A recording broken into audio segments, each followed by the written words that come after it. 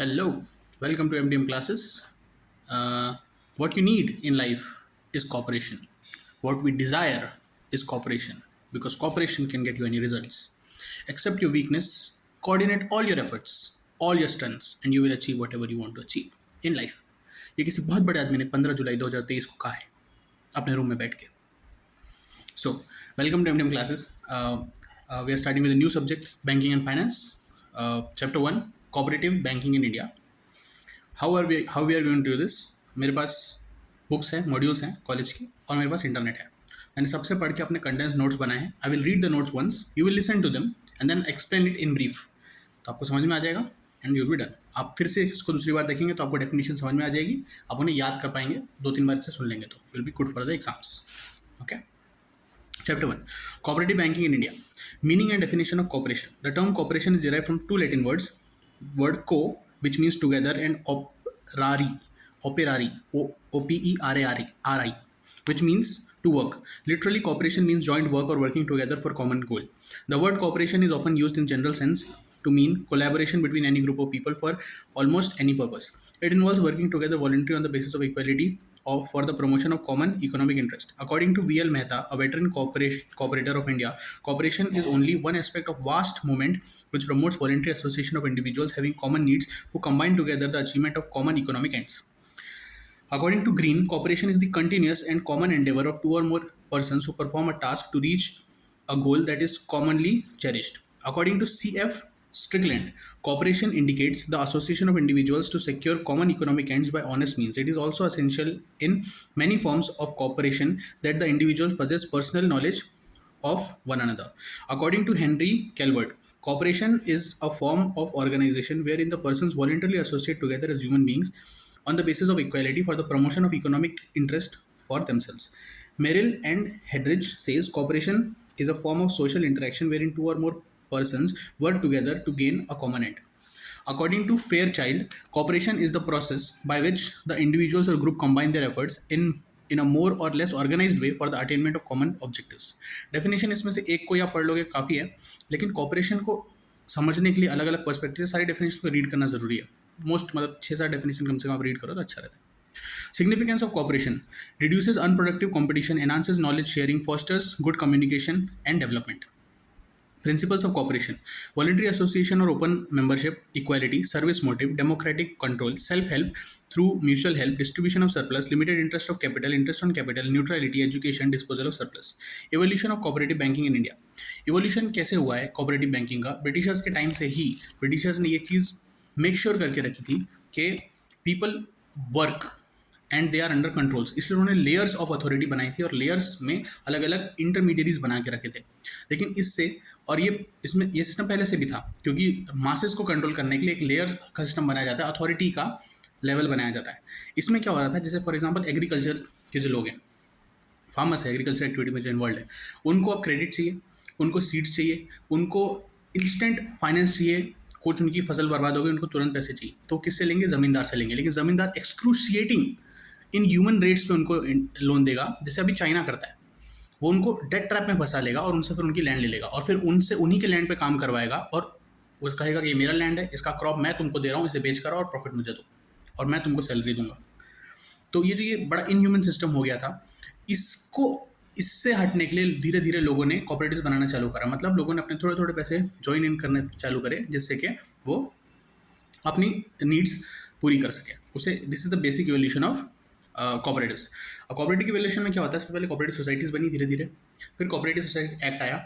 Act आने के बाद उनका रजिस्ट्रेशन आसान हो गया. इससे पहले इंडियन कंपनीज एक्ट में ही आपको रजिस्टर करना पड़ता था एज अ कंपनी. अगर आप कोई भी एसोसिएशन बनाना है तो अब आप कॉपरेटिव सोसाइटी का रजिस्टर कर सकते हैं. इसमें कंप्लाइंसेस कम है, कंट्रोल पहले उतना नहीं होता था जितना अभी होता है, क्योंकि अब कॉपरेटिव सोसाइटीज़ एक पॉलिटिकल टूल की तरह एक्ट करती हैं. बहुत सारे कॉपरेटिव बैंक्स हैं, या ऐसा कहना चाहिए थे, अब तो बहुत कम हो गए.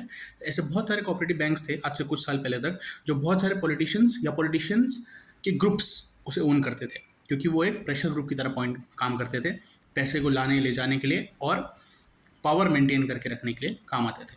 अभी तो ऐसा नहीं, लेकिन पहले इतना कॉपरेटिव्स सिर्फ लोगों के लिए होते थे जिस टाइम पे कॉपरेटिव सोसाइटीज आना चालू हुए थे. यूरोप में कॉपरेटिव सोसाइटी का सिस्टम वर्क कर चुका था. ठीक है. अमूल जो हम काम की बात करते हैं वो भी कॉपरेटिव सोसाइटी है. फार्मर्स अपना दूध लाते हैं, उसे एक साथ कंडेंस करते हैं और उसे एक अम्ब्रेला के अंदर बेचते हैं और प्रॉफिट्स मेंबर्स में बांट दिया जाता है। बहुत सही सिस्टम है। Now this is the evolution of cooperative banking in India.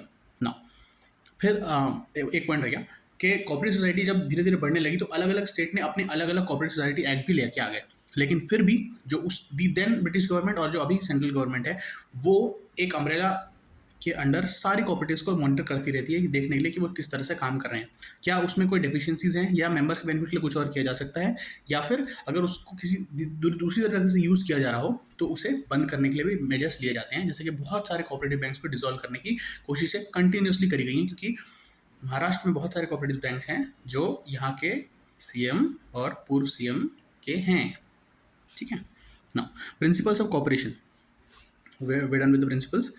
Now structures of cooperative banking in India. Structure of cooperative banking in India में क्या है, इसमें डेफिनेशन है पर उसकी कोई ज़रूरत नहीं है, एक्चुअली आप मन से लिख सकते हो। Primary agricultural credit societies, PSCS कहते हैं उसे।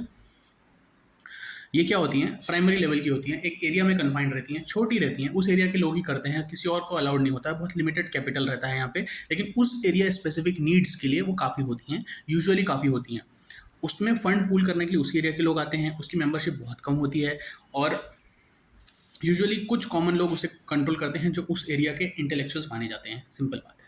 उसके बाद होती है डिस्ट्रिक्ट सेंट्रल कोऑपरेटिव सोसाइटी, एक डिस्ट्रिक्ट लेवल के लिए जो होती है उसमें रिसोर्स कंपेरेटिवली ज़्यादा होती हैं, ये डायरेक्ट लेजिस्लेटिव कंट्रोल में नहीं होती हैं, लेकिन धीरे धीरे आ भी जाती हैं।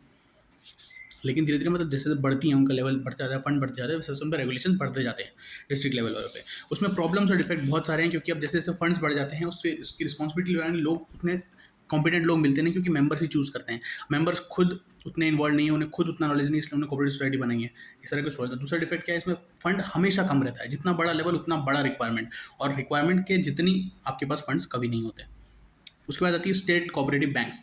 स्टेट कोऑपरेटिव बैंक्स क्या होते हैं, जो डिस्ट्रिक्ट कोऑपरेटिव सोसाइटीज रहती हैं उसको उसमें वो मेंबर्स रहते हैं, district cooperative societies are the members of state cooperative banks. उन्हें अगर कोई फंड चाहिए, उन्हें लोन चाहिए, उन्हें कुछ और चाहिए, तो स्टेट कोऑपरेटिव बैंक्स से वो लेते हैं। ठीक है।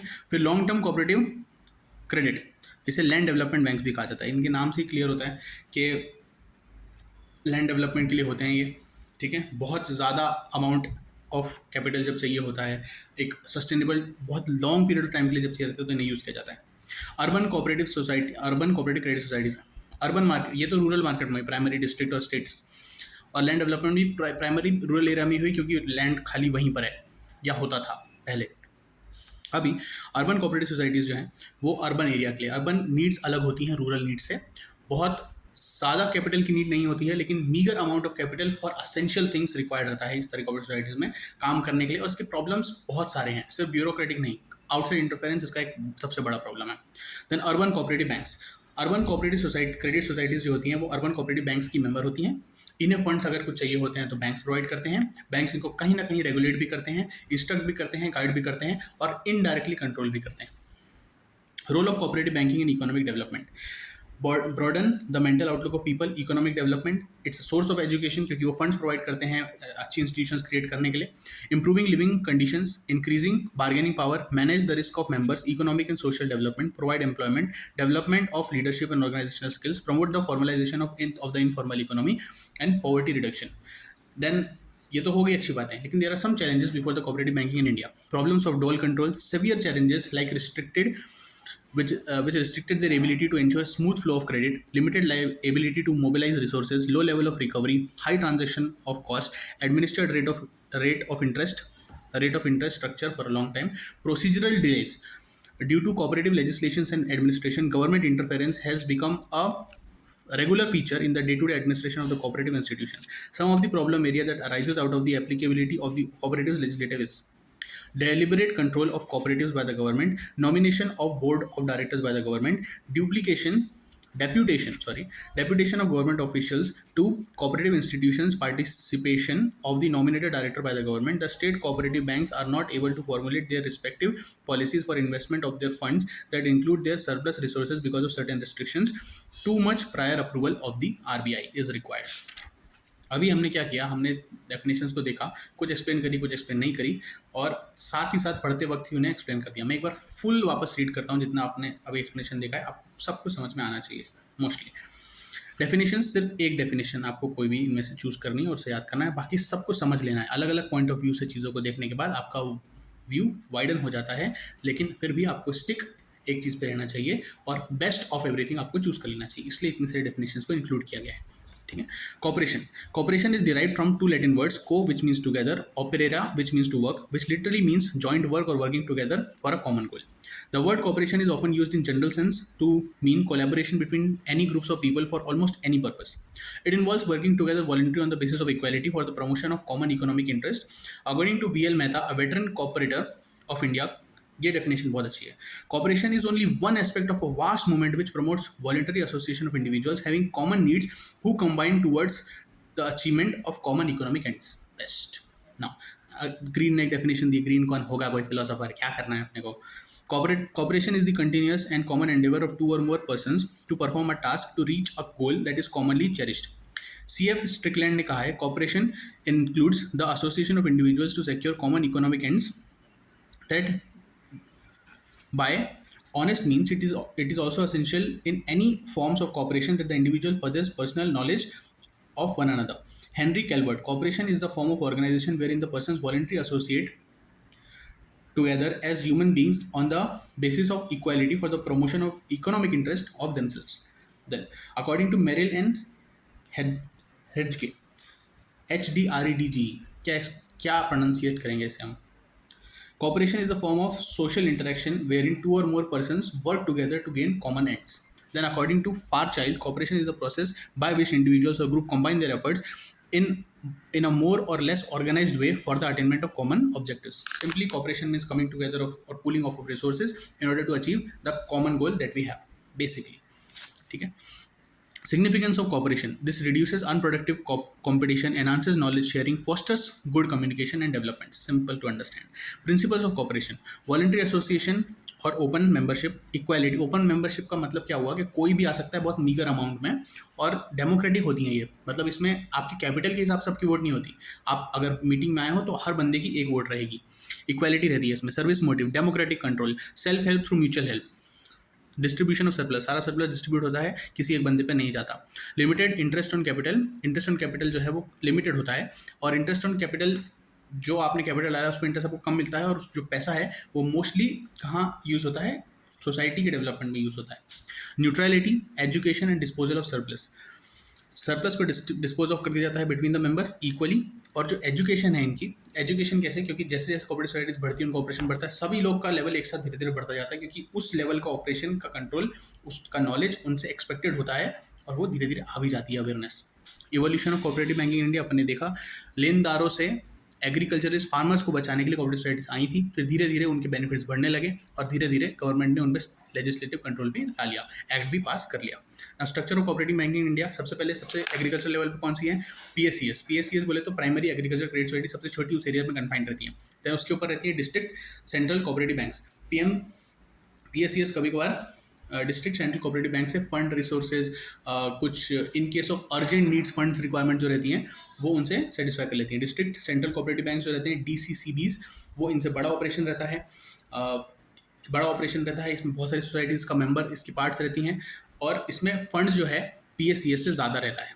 ठीक है. State cooperative bank. State cooperative bank क्या है, गवर्नमेंट के द्वारा इसे रेगुलेट किया जाता है. ये रजिस्टर्ड होते हैं, ये सेपरेट एंटिटी रहती है, इनके फंड्स कंपेरेटिवली ज़्यादा होते हैं. अलग अलग लेवल्स की सोसाइटी इनकी मेंबर्स रहती हैं. सोसाइटीज़ को जो इंटरेस्ट, सोसाइटी के कैपिटल पे जो इंटरेस्ट आता है वो इन बैंक से आता है. सोसाइटी के फंड को ये मैनेज करते हैं. उन्हें at times of needs both advisory services और इमरजेंसी फंड्स, जो ज़्यादा अमाउंट का है, डिस्ट्रिक्ट लेवल जो नहीं कर पा रहा है वो स्टेट लेवल करके देता है. उसके बाद आती है long term credit, long term cooperative credit, land development project. बहुत सारे फार्मर्स होते हैं जो बड़े काम करते हैं. फार्मर्स तक की बात नहीं, कोई भी अलग अलग होती हैं, तो अलग अलग टाइप की सोसाइटीज़ होती हैं, कोऑपरेटिव सोसाइटीज़ होती हैं. फॉर एग्जांपल हाउसिंग सोसाइटी है, तो अगर उसे कोई प्रोजेक्ट स्टार्ट करना है, उसके लिए उससे पैसे चाहिए, फॉर एग्जांपल लोन चाहिए, लोन या फिर आप कुछ और कैपेसिटी में भी पैसे ले सकते हो ना, कुछ का वो देखें, तो आप उससे अगर लोन चाहिए, तो अगर आपको लंबे पीरियड के लिए ज़्यादा अमाउंट चाहिए जो स्टेट या डिस्ट्रिक्ट लेवल आपको नहीं दे पा रहे हैं, तो इस तरह की सोसाइटीज़ यूज़ करी जाती हैं. ठीक है. इसमें बहुत सारी प्रॉब्लम्स होती हैं, कई बार रीपेमेंट नहीं हो पाता है, कई बार पैसा डूब जाता है, और पैसा जब डूबता है तो सबका लॉस होता है, सिर्फ एक बंदे का नहीं, पूरी कोऑपरेटिव सोसाइटी मतलब हर मेंबर का लॉस होता है. Then urban cooperative societies, rural और अर्बन अलग अलग होती हैं. अर्बन की नीड्स अलग होती हैं, अर्बन की प्रॉब्लम्स अलग होती हैं. Then urban cooperative banks, urban cooperative societies जिसकी मेंबर होती है उसे अर्बन कोऑपरेटिव बैंक कहते हैं। अर्बन कोऑपरेटिव बैंक ज़्यादा होते हैं, उसका साइज़ बड़ा होता है, वो उसमें रेगुलेशन ज़्यादा होती हैं। Role of cooperative banking in India, अच्छे सुना। Broaden the mental outlook of people, मतलब आप अगर सिर्फ अपने हिसाब से अपनी प्रॉब्लम को सॉल्व करोगे तो आप बड़े लिमिटेड सोचोगे, लेकिन जब आपके साथ बहुत सारे लोग रहेंगे तो आप सॉल्यूशंस भी अच्छे निकाल पाओगे, प्रॉब्लम से डील भी अच्छे कर पाओगे, और अपॉर्चुनिटीज़ जो नहीं है उन्हें भी अच्छी तरीके से सिंथेसाइज कर पाओगे। Economic development, of course source of education, क्योंकि लोग एक दूसरे सीखते हैं, और जो फंड्स है उसे कई बार सोशल ऑब्जेक्टिव्स के लिए एजुकेशन वगैरह में खर्च कर दिया जाता है। Improving the living standards, of course increase the bargaining power, क्योंकि मॉब है ना, अब अपने पास एक पूरी जनता, अपन प्रेशर ग्रुप है, अगर इंडिविजुअली बात करेंगे तो वट नहीं पड़ेगा, वजन नहीं आएगा, लेकिन जब अपन एज अ ग्रुप बात करते हैं तो अपनी बार्गेनिंग पावर बढ़ जाती है। Manage the risk of members, economic and social development, provide employment of course provide करती है। Development of leadership and organisational skills, promote the formalisation of informal economy and poverty reduction, poverty कम करती है। अब कुछ चैलेंजेस भी हैं इसमें। Challenges before cooperative banking in India, problem of dual control. Dual control क्या होता है, एक सिंगल कंट्रोल नहीं है यहाँ पे। जैसा हमने देखा कि इसे कंट्रोल कौन करते हैं, मेंबर्स कंट्रोल करते हैं, वो उसका अपना कोई बंदा चूज़ कर लेते हैं, उसको चूज़ करने में कितनी पॉलिटिक्स होगी, और फिर जब वो चूज़ करेगा तो क्या वो सारे डिसीजन ले पाएगा, ऐसा नहीं है, उसको सबके लिए डिसीजन लेने। तो problem dual control. Severe challenges like which restrict their ability to smooth flow of credit, limited ability to mobilize the resources, low level of recovery, high transaction of cost, and administered rate of interest structure for a long time। ठीक है, ये सारे problems हैं। Then procedural delays, बहुत सारे procedural delay होते हैं कि बहुत सारे लोगों को सहमति जब लेनी होती है तब दिक्कत होती है। Due to cooperative legislation and administration, government interference has become a regular feature in the day to day administration of the cooperative institution. Some of the problem area that arises out of the applicability of the cooperative legislature is deliberate control of cooperatives by the government, nomination by the board of directors by the government. Then fifth point, duplication of government officials to cooperative institution, participation of the nominated director by the government. The state cooperative banks are not able to formulate their respective policies for investment of their funds that include their surplus resources because of certain restrictions। बहुत सारे restrictions है असल में cooperative societies, क्योंकि उसके पास fund होता है और लोगों का इंटरेस्ट इन्वॉल्व रहता है, इसलिए उसमें restrictions बहुत ज़्यादा होते हैं। Then too much prior approval of the RBI is required। These are some of the challenges, 7 challenges actually, जो मुझे अलग अलग से मिले। So we're done. Thank you. See you in second chapter.